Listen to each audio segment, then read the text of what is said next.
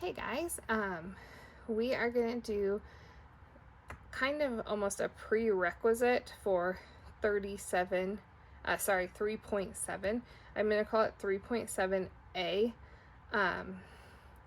After going through the lesson for 3.7, there's a lot going on. So we're going to do a part of it now, and then the rest of it we'll finish up next class. So it's called, or I just named it, Find Horizontal and Slant Asymptotes. Okay.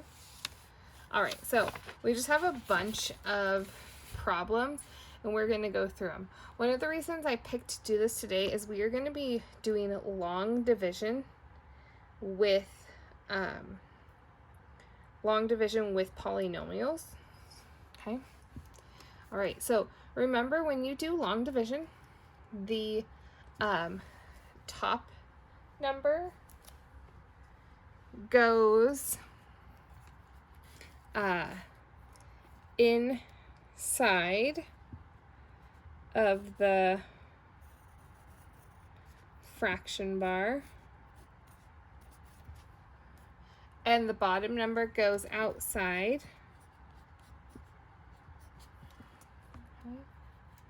So, for example, in this, we always start with the first term.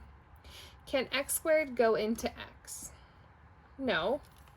It can go in 0 times, which means we're done. So on this one, the horizontal asymptote is going to be y equals 0. Why? Because this cannot go into this at all. Okay. So that's the only place it is, and there's one at y equals 0. If the top ends up being 0 or a number, you have a horizontal asymptote. If it is an equation or an expression, you're going to have a slant. So we'll keep going through these, show you what we got. So here's my next one. All right, so top number goes inside, other number goes out. We are just looking at this first term. So can x go into 2x? Yes, it can. How many times? It goes 2 times. Okay. So 2 times x is 2x. 2 times 4 is 8. We subtract them, so these are going to cancel each other out. We'll have 0 minus 8. Can x go into 8? No, it cannot, so we're done. We do not care about a remainder. If there's a remainder, that's fine. We're just going to ignore it. And we just care about this number. So on this one, our horizontal asymptote is y equals 2. That's it. That's all the problem. Okay? We're going to get into some more complicated ones. But I wanted to make sure that you understood how to do the long division, all right? I'll use this. I don't want you guys to get overwhelmed by something else coming up. So, all right, top one goes inside.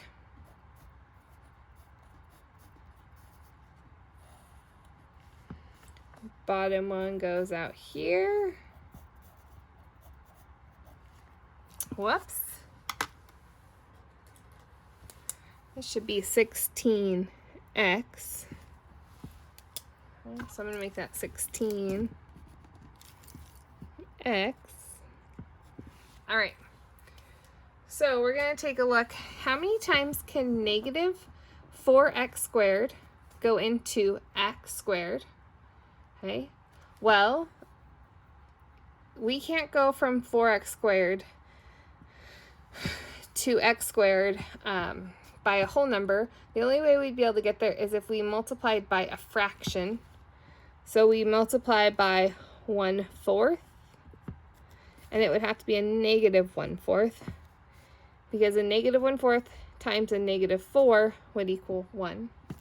I am lining up my numbers over the top of the numbers that are similar to it. So this has no variable, this has no variable. That helps us to know when we are done. Okay. So now we got to go back through. So -4 squared times -1/4 is going to be x squared. Sweet, that was our goal. -16x times -1/4 is going to be 4x. -12 times -1/4 is going to be +3. And we're going to subtract. These cancel out, so that's 0. This is going to be x minus 4x, so we'll have -3x left. -6 minus 3 more will be -9. So now let's take a look. Can -4x squared go into -3x? Can we get an x squared to be equal to an x? No, we cannot, so we're done. Okay. So this right here, y equals -1/4, is our horizontal asymptote. Why do I know that it's a horizontal asymptote? Because it's a number, just a plain number. It'll be a slant asymptote. Here, I'll even write it here so you guys can see. So this is a horizontal, and these ones up here, does this have a number or does it have a expression? Just a number, so that's a horizontal. And this one as well is going to be a horizontal. All right, so our next problem is this one. Okay, so the top is going to go inside, and this is going to go outside. I'm going to make it this because we want the front term, and the front term needs to be the biggest value of x. So, can -x, what times -x is an x squared? So that would also be a -x. I'm going to put it over the x term. So I'm going to have -x times -x is an x squared. -x times 1 is a -x. Subtract them. That's going to go away. This is going to become a positive. So -4 minus a negative, or -4 plus 1, it'll be -3x. And then I'm going to bring this down, plus 2. So we're doing long division like we've done with just numbers. So -x to -3x. Well, how do we get this to be a -3x? We would times it by a 3. So we're just going to plus 3. So 3 times a -x is -3x. 3 times 1 is 3. We're going to subtract. I'm going to turn this into an adding, so I'm going to make them all negative, make it a little easier. So this is 0. -2 plus -3 will be a -1. Can -x become a -1? Nope. So we're done. This right here is going to be my y equals -x plus 3. Is this a number or is this an expression? This part that was left was an expression, or now it's an equation, so this is going to be a slant asymptote.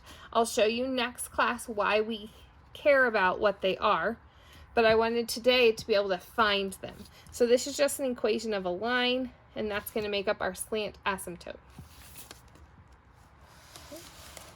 All right, 2 more. Take a look at these 2. Start with this one. Okay, first number goes inside.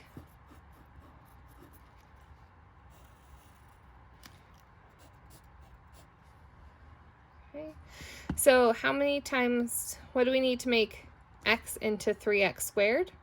We would need a 3x. I'm going to put it over the x column so that I know when I'm done. So 3x times x is 3x squared. 3x times -1 is -3x. Let's subtract them. We could turn it into an adding the opposites. I prefer that, but I haven't done it, just to make sure you know it's subtraction. So negative 2x plus 3 would be a plus x plus 2. Okay, so we don't care about this 0 anymore. We're just going to look at here. How many times does x go into x? 1 time. So that'll be an x, and then 1 times negative 1 minus 1. Subtract them. Those go away. This will be a positive, so plus 3. Can x go into 3? No, it's smaller than that. So this is what we're left with. Y equals 3x plus 1. Okay. Is this a number, or is this become an expression? It's an expression, so we're going to have a slant asymptote. Okay. By being able to do the division and recognize what kind of an asymptote your horizontal or your slant one is, that is going to save a ton of time on our next assignment. All right, last one. So same thing, we're going to set it up. X cubed minus 2x squared plus x minus 4. And then x squared minus 1 goes out here. If any of your components is missing in here, for example, we didn't have an x, we would want to put a 0x as a placeholder. All right. So how many times does x squared go into x cubed? Okay, we need an x there. X times x squared is x cubed. Good, that was our goal. X times negative 1 is negative x. See how we lined them up there? So that when we subtract. So these go to 0. And then we'll have negative 2x squared plus 2x. Because remember, minus 4. We just bring those pieces down. So x squared into negative 2x squared. That would be a negative 2. Negative 2 times that is negative 2x squared. Negative 2 times negative 1 is a positive 2. We're going to subtract. I'm going to turn it into plus negative. Okay, so that goes to 0. That'll be a 2x. And this is minus 6. Can x squared go into 2x? Nope. So we're done. So we have this left. We'd have y equals x minus 2. Is this a number, or is it an expression left? It's an expression. So we're going to have a slant. Okay. All right. So try out, there is a worksheet. It is a doc. Please try out that doc as your homework. Okay. You are just finding whether it is a horizontal or a slant asymptote and what that equation is. All right. It is y equals because it is going to be horizontal is a y equals equation. All right. Let me know if you have any questions.